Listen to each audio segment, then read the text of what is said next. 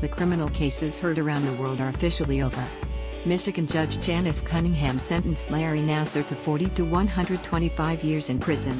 USA Today Martha and Bela Karolyi conceded the training environment at the ranch where they built the U.S. gymnastics team into a powerhouse was intense. But in their first interview since sexual abuse allegations against former USA Gymnastics team Dr. Larry Nassar became public, the couple denied creating an environment that was abusive or that enabled his abuse. In an hour-long NBC News Dateline special on Sunday, the Karolyis responded to criticism from several gymnasts and that have been laid out in 2 lawsuits against them. They also said they didn't know Nassar was sexually abusing gymnasts. "I feel extremely bad," said Martha Karolyi, the longtime national team coordinator, on Dateline. "I don't feel responsible, but I feel extremely hurt that these things happened, and it happened everywhere, but it happened here, also." The extent of what happened at the ranch and of Nassar's abuse of hundreds of gymnasts over 2 decades, both in his role at USA Gymnastics and as a physician at Michigan State, has engulfed the sport. Michaela Maroney, a member of the Fierce Five that won gold at the 2012 London Olympics, gave Dateline some of her most detailed comments on the abuse she says Nassar inflicted on her from the first time he treated her. Maroney is one of more than 260 athletes who has accused Nassar of abusing them under the guise of medical treatment. Olympic champions Simone Biles, Ali Raisman, Gabby Douglas and Jordan Weber also have said Nassar abused them. More, Michaela Maroney raised questions about Larry Nassar's conduct in 2011. More, USA Gymnastics settles lawsuit that started investigation. Nassar, 54, is serving a 60-year federal sentence for child pornography charges. He was convicted of 10 counts of sexual assault in Michigan and faces a minimum of 40 years in prison after his federal sentence is over. The Indianapolis Star, which is part of the USA Today network, first made public the allegations against Nassar in August 2016 after being contacted by Rachel Dean Hollander, who said she'd been abused by Nassar. Maroney came forward in October, and she gave a statement that was read during one of Nassar's sentencing hearings in Michigan. She told Dateline of abuse she endured every time Nassar treated her. Like many other gymnasts and parents, she criticized USA Gymnastics for not prioritizing athlete well-being. All they cared about was their reputation, money, gold medals, and that was it, Maroney said. Asked who they was, Maroney said, "Martha, the camp, everybody, every single person that worked there." The Karolyis, both now retired, conceded the atmosphere at the ranch was intense. "It's a very serious atmosphere to try to come as close as possible as perfection," Martha Karolyi said. "You have to find out who are the best ones, who are the best ones who are able to stand the pressure." The environment the Karolyis created and how that led to Nassar's abuse are part of 2 lawsuits filed against them in 2016. The lawsuits allege the Karolyis hit or scratched gymnasts, that they withheld food and water, and that they made comments about gymnasts' weight. In this June 29, 2012, file photo, Bela, left, and Martha Karolyi talk on the arena floor before the start of the preliminary round of the Women's Olympic Gymnastics trials in San Jose, California. Former USA Gymnastics Women's National Team Coordinator Martha Karolyi and her husband Bela tell NBC they were unaware of the abusive behavior by a former national team doctor now serving decades in prison. Photo, Rebel, AP. In their Dateline interview, the Karolyis denied those claims. Verbally, "We were not abusive. Emotionally, it depends on the person. You have to be a strong person to be able to handle the pressure," Martha Karolyi said.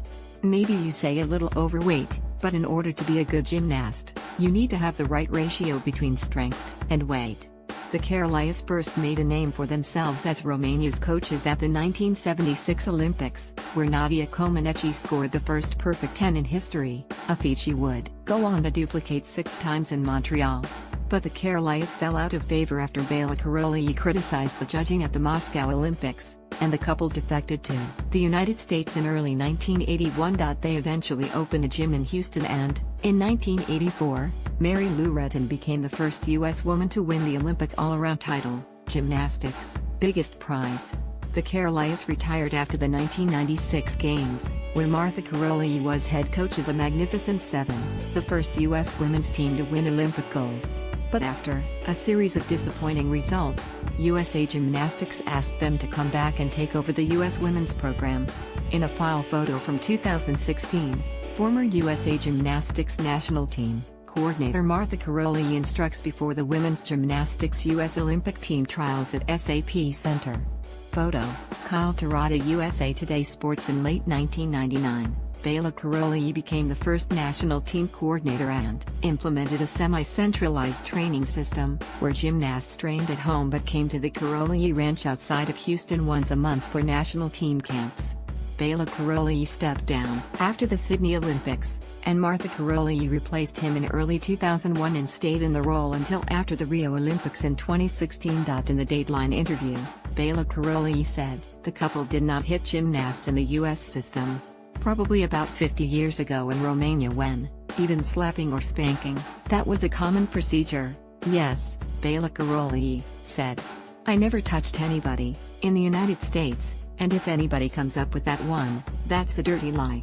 While the Americans became the world's most dominant team under the Karolyis, winning 97 world championship and Olympic medals, some have said their exacting standards fostered an atmosphere in which gymnasts and their coaches were afraid to speak up. It was that culture that allowed Nasser to prey on young gymnasts, some have said. "Larry acted like our friend. He always had a sympathetic ear for complaints about our coaches," Weber said Wednesday during an appearance before a Senate subcommittee investigating sexual abuse in the Olympic movement. "He would bring us food, candy and coffee at the Olympics when we were hungry. I didn't know that these were all grooming techniques that he used to manipulate and brainwash me into trusting him." In their Dateline interview, the Karolyis said they didn't know of Nasser's abuse. Martha Karolyi said she never, ever, heard, not one single complaint about the doctor. "I heard during the testimonies that some of the parents were in the therapy room with their own child and Larry Nasser was performing this," Martha Karolyi said. "And the parent couldn't see how I could see. The whole gymnastics community couldn't recognize this," she added. "Everybody said Larry Nasser is a good doctor, Larry Nasser is a good guy." Maroney, who said Nasser abused her at the ranch and on national team trips that included the World Championships and Olympics, expressed doubt about the Karolyis in the Dateline interview.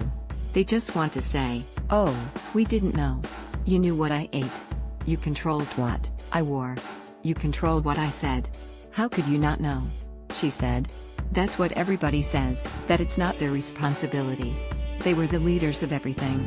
USA Gymnastics has previously planned to purchase the ranch from the Karolyis and maintain it as their national training center.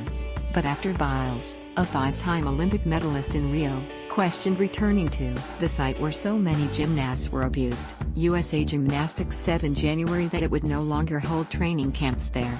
USA Gymnastics has come under heavy criticism for its handling of the Nasser case as well as other sexual misconduct complaints.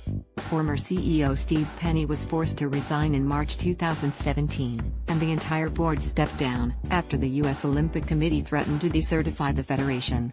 The USOC also has asked Ropes and Gray to investigate how it and USA Gymnastics responded to the Nasser allegations. This follows a report last summer by former federal prosecutor Deborah Daniels, who found that a complete cultural change was needed because USA Gymnastics had not done enough to educate its staff, members and athletes about protecting children from sexual abuse. USA Gymnastics, which asked Daniels to investigate the organization, is in the process of implementing her 70 recommendations. It also required athletes to be accompanied by a chaperone other than a coach at training camps and international assignments this